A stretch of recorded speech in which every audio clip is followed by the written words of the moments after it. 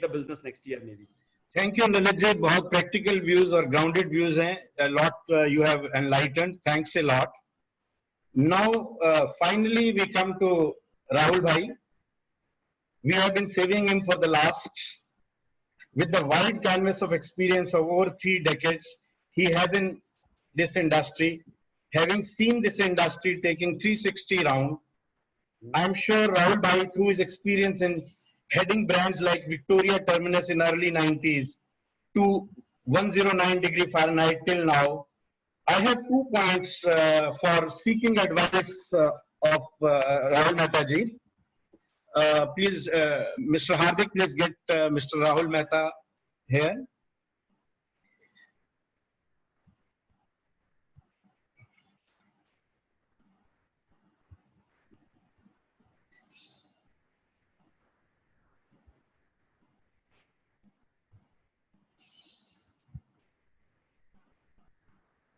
Can we have Mr. Rahul Mehta, Mr. Hardik? I don't think anybody wants to hear me, Sanjay. No, sir. Sir, we have been saving you for the last, and Shabani had something to say to him. No, he is the anchor. So now we want to listen from the anchor. Yes, sir. So first point is that throughout this discussion, all our learned keynote speakers have thrown a lot of light on all the subjects.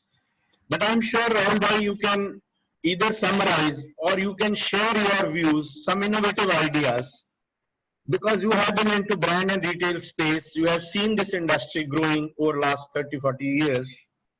That is my first question to ask. And second question to ask is, as a chief mentor of CMAI, the largest association, how can associations help the industry to come out of this critical situation? Rahul Bhai, please. Thank you, Sanjay.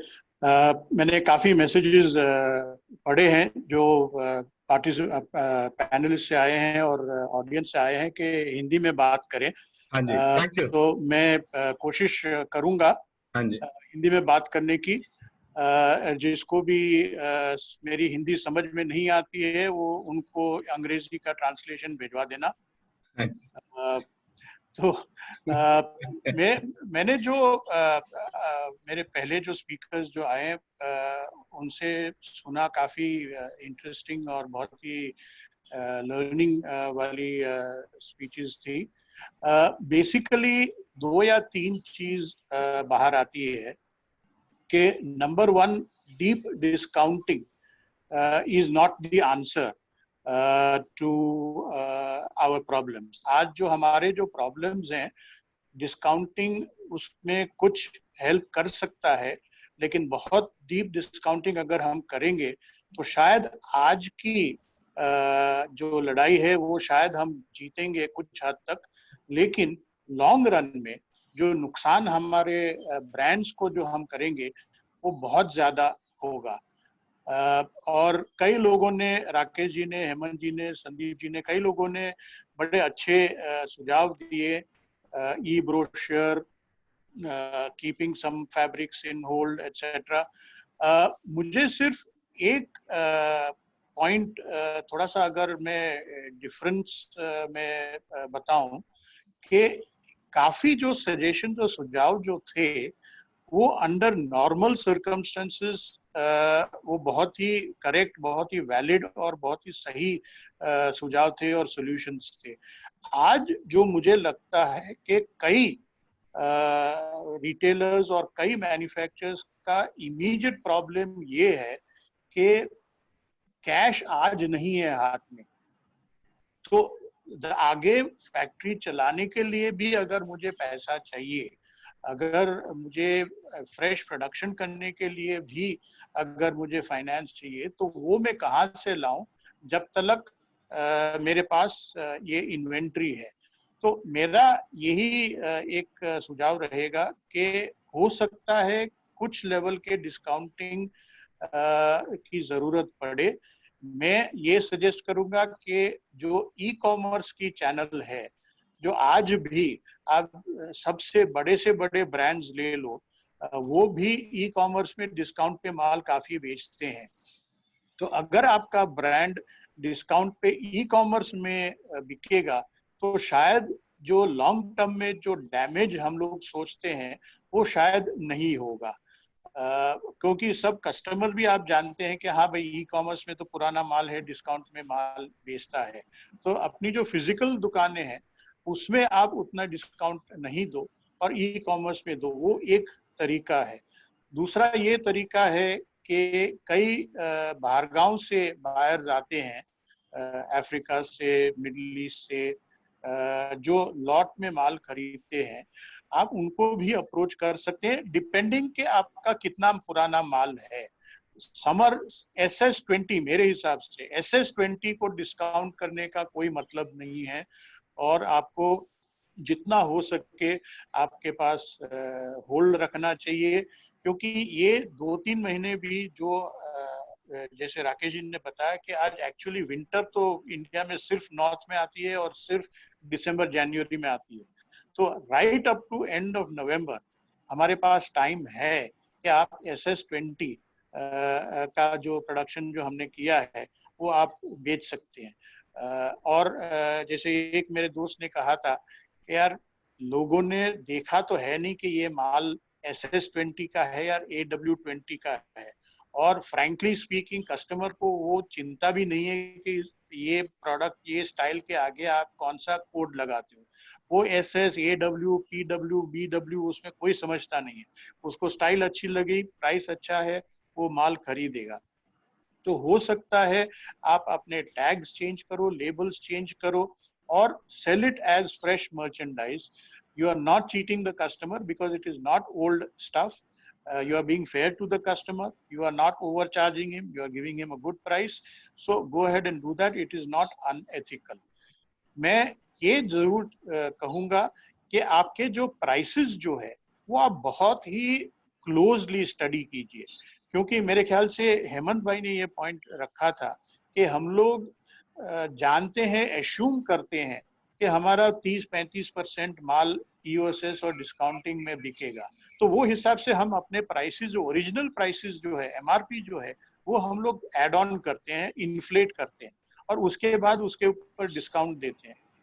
तो अगर हम ये अगर हम नहीं करें और सही प्राइस पहले से ही सही प्राइस में रखें, तो हो सकता है कि हमें डिस्काउंट भी नहीं देना पड़े, कस्टमर को ये भी लगेगा कि माल अच्छा है, प्राइस अच्छी है, तो हमको ये ब्रांड खरीदना चाहिए। तो ये मेरा एक दूसरा सुझाव है। और एक बात तो मेरे ख्याल से सारे पैनलिस्ट ने ये कहा कि आप सिर्फ आज के लिए मत सोचो, आप ये धंधे में और 10, 20, 25 साल रहेंगे, आगे की सोचो। आपकी ब्रांड की जो पोजीशनिंग है, ब्रांड की जो वैल्यू है, वो पकड़ के रखिए और उस बेसिस पे आप आगे बढ़िए। थोड़ा सा पेन जरूर होगा, थोड़ा सा पेशेंस रखनी पड़ेगी, थोड़ा सा आपको खींचतान भी करना पड़ेगा। और इसमें मैं ये एक और सुझाव दूंगा कि आपके जो बायर्स हैं, रिटेलर्स हैं, उनके साथ भी आप बहुत ही रीजनेबल अगर डीलिंग करें तो वो भी आपके साथ रीजनेबल डीलिंग करेगा। हम लोग CMS के थ्रू ये एक पॉइंट बार बार लोगों को, हमारे मेंबर्स को, हमारे रिटेलर्स को हम बोलते रहते हैं कि आज का समय नहीं है कि जो आप, मैं बड़ा हूं तुम छोटे हो, मैं स्ट्रॉन्गर हूं तुम वीकर हो, ये सब चीज में जाने का टाइम नहीं है। आज का समय ये है कि भाई मैं भी तकलीफ में हूँ, तुम भी तकलीफ में हो, कैसे हम साथ बैठ के, साथ मिलके एक दूसरे का जो दुख है वो थोड़ा सा शेयर करें, पेन शेयर करें और कम से कम नुकसान के बाद ये इस पोजीशन से हम बाहर निकले। तो संजय, ये शायद आपका पहला जो था वो जो दूसरा आपने जो कहा कि एज एन एसोसिएशन हमारा क्या रोल होना चाहिए और सीएमए क्या कर रही है। तो मैं ये कहूँगा कि आज एक बहुत ही इंटरेस्टिंग समय है as the association of any trade body. मेरे हिसाब से आज हम एसोसिएशन का रोल 3 या 4 चीज में हुआ है। नंबर 1 के जो आपके जो मेंबर्स हैं, बहुत सारे छोटे मेंबर्स हैं, ऑल ओवर इंडिया है। हो सकता है कि उनको बहुत जानकारी नहीं है कि क्या हो रहा है, गवर्नमेंट क्या वो कर रही है, एसोसिएशन क्या कर रही है, रूल्स और रेगुलेशंस क्या निकल रही है। तो आपको आपके मेंबर्स के साथ डेली बेसिस पे कुछ ना कुछ शेयर करना चाहिए जो सीएमए करती है। दूसरा जो है, जो मैं समझता हूँ कि एसोसिएशन का रोल होना चाहिए कि जो छोटे जो कस्टमर्स जो हैं उनको भी कैसे आगे जाके कैसे वो लोग बड़ा हो सकते हैं, बड़े कैसे हो सकते हैं, और आगे जाके कौन सी स्ट्रैटेजीज अडॉप्ट करनी पड़ेगी और करनी चाहिए। ये सारे चीज भी एक लर्निंग प्रोसेस, एक ट्रेनिंग प्रोसेस का भी एक बहुत ही इम्पोर्टेंट टाइम है, और जो हम सीएमआई में कर रहे हैं। और सबसे ज्यादा एक मेंबर्स को तैयार करना कि अब समय आया है चेंज का, हमारी स्ट्रैटेजीज चेंज करनी पड़ेगी, हमारी बिजनेस मॉडल्स चेंज करने पड़ेंगे, हमारे जो माइंडसेट है वो चेंज करना पड़ेगा। तो ये सारी चीज एसोसिएशन एक बहुत इंपॉर्टेंट रोल प्ले कर सकती है। और एसोसिएशन को ये भी सिखाना है मेंबर्स को, और ये भी अपने आप को भी ये करना है कि आगे जाके how do we move forward. और जैसे मैंने 1 या 2 सवाल मैंने पढ़े अभी कि जुलाई का फेयर एनजीएफ होगा कि नहीं होगा। आज 1 मई है, तो हो सकता है कि इमीडिएट आंसर नहीं है, लेकिन जिस हिसाब से बॉम्बे और महाराष्ट्र का जो माहौल है, जुलाई में ये फेयर करना ऑलमोस्ट इम्पॉसिबल रहेगा। तो वो हमें शायद पोस्टपोन करना पड़ेगा। लेकिन ये भी हमें सोचना पड़ेगा कि क्या जिस फॉर्मेट में जिस तरीके से हम ये फेयर करते हैं, आज तक करते आए हैं, उसी फॉर्मेट में करना चाहिए कि और कोई फॉर्मेट में करना चाहिए। तो शायद अभी सही समय नहीं है, क्योंकि अभी भी बहुत ही एक अर्ली स्टेजेस पे है। लेकिन सीएमआई हमेशा एक एडवांस थिंकिंग और एडवांस प्लानिंग में बिलीव करती है। तो हो सकता है कि हम एक डिजिटल गारमेंट फेयर का भी एक एक्सपेरिमेंट करें, ताकि मैन्युफैक्चरर्स को और रिटेलर्स को बॉम्बे तक आना नहीं पड़े, सोशल डिस्टेंसिंग और जो भीड़ भाड़ का जो डेंजर्स हैं वो सहन नहीं करना पड़े। बट मैं आज उसका कोई कमिटमेंट नहीं करूंगा, ये एक प्लानिंग स्टेज में है। हमारे काफी इंटरनेशनल पार्टनर्स भी हैं, उनके साथ भी बातचीत हो रही है, और मैं समझता हूँ कि कुछ टाइम के में हम लोग और शेयर कर पाएंगे। लास्ट में ये कहूँगा कि जो सीएमआई ने कुछ काफी अच्छी सीएसआर एक्टिविटीज की है, और हमने देखा कि काफी सारे लोग अपने अपने कम्युनिटीज के लिए या prime minister relief fund, chief minister relief fund, ये सारे में कंट्रीब्यूशंस और डोनेशंस लोग कर रहे हैं अपने अपने हिसाब से। सीएमआई ने थोड़ा सा हटके एक एक्टिविटी किया है, जो अभी अभी शुरू किया है, लेकिन उसका बहुत ही अच्छा रिएक्शन आया है। हम लोग ने जो हमारे जो जॉब वर्कर्स जो हैं, उनके जो कारीगर्स हैं, जो माइग्रेंट वर्कर्स हैं, जो आज बॉम्बे में फंसे हुए हैं, उनके गांव up country Maharashtra, Karnataka, UP, Bihar जो भी है, लेकिन उनके पास कुछ भी नहीं है, और क्योंकि जॉब वर्कर्स के कारीगर हैं, जॉब वर्कर्स के पास भी उतना फंड्स नहीं है, तो हम उन लोगों को एक एक महीने का पूरा फूड का राशन हम लोग डिस्ट्रीब्यूट कर रहे हैं। और कम से कम हम मेरा ख्याल है कि 10,000 ऐसे जॉब वर्कर्स के कारीगर उनके लिए हम लोग एक महीने का राशन हम लोग डिस्ट्रीब्यूट करेंगे। और अगर ये लॉकडाउन और ज्यादा चलता है, अगर ये लोग अभी भी बॉम्बे में रहेंगे, तो हम लोग उसके बारे में भी और सोचेंगे। काफी कंट्रीब्यूशंस ये मैंने खुद किया है, हमारे मेंबर्स को भी हमने रिक्वेस्ट किया है कि अगर उनको कंट्रीब्यूट करना है तो वो कर सकते हैं। तो ये भी एक अच्छी बात है। और एक चीज मैं कहूँगा कि आज जो सारे जो पैनलिस्ट जो हैं, मैं भी इंक्लूडेड हूँ, हम लोगों ने ज्यादातर जो मैन्युफैक्चरिंग का जो पॉइंट ऑफ व्यू था वो हमने रखा। लेकिन मैं ये भी कहूँगा कि रिटेलर्स को भी यही एक पार्टनरशिप का अप्रोच लेना पड़ेगा, जो जैसे मेरे ख्याल से ललित जी ने बताया, जो पे some to all, but I am hoping कि this will be the first step Lalit ji.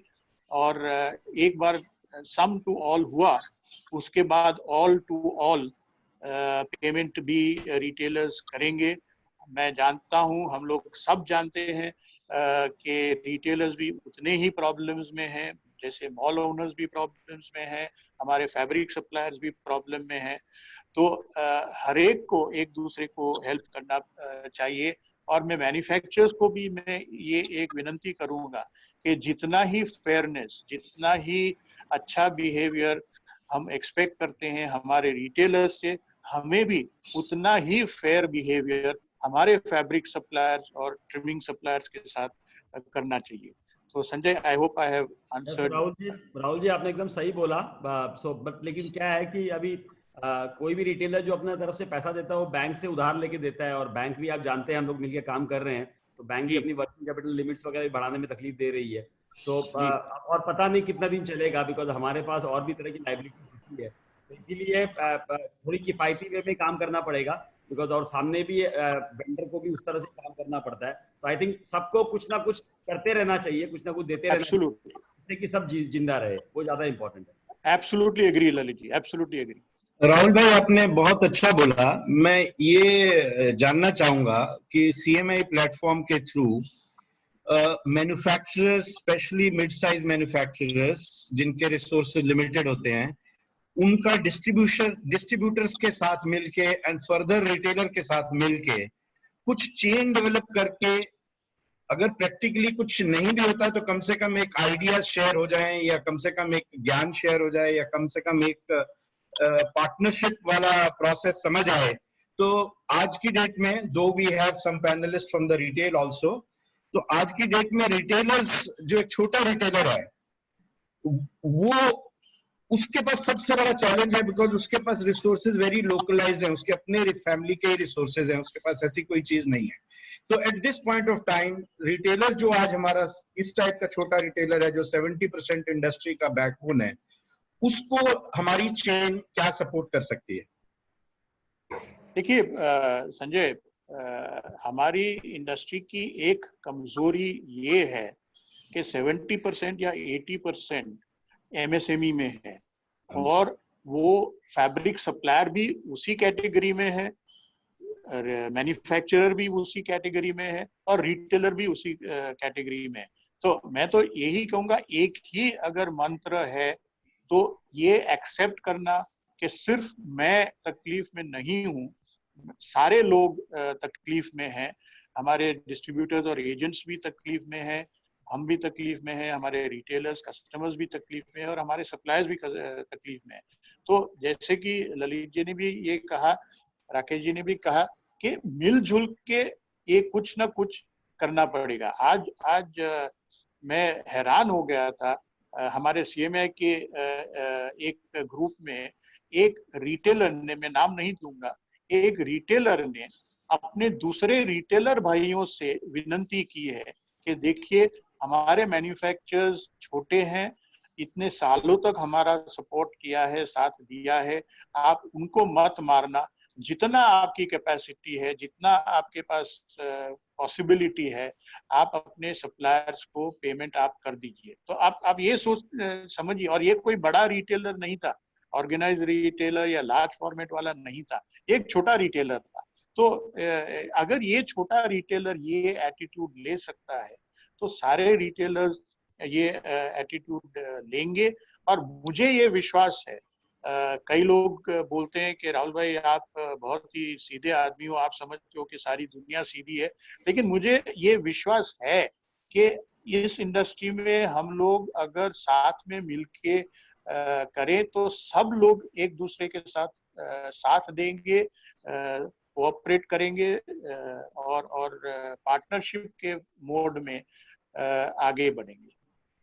Thank you Rahul भाई, ग्रेट मैसेज कि हमें सबको एक साथ चलना